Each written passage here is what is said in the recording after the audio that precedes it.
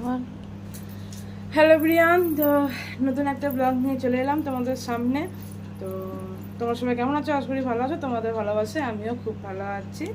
ঠিক আছে, তো এখন বসে আছি। আর কী কী রান্না হচ্ছে চলো দেখিয়ে দিই। তো এখানে আছে শাক।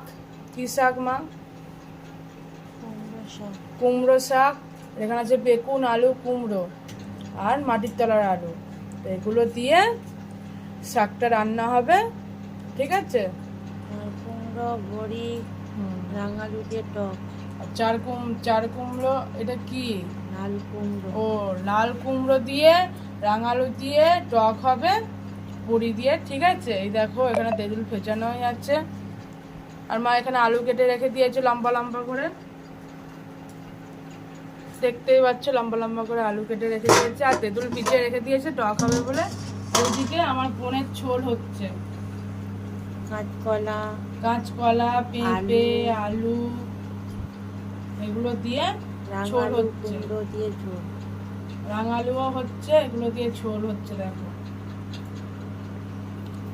দেখো আমাদের মাছ মাংস হয়নি, আমরা আলু ভাতে ভাত খাই, আর বন্ধুরা ভাবে হয়তো আমরা বিরিয়ানি খাই।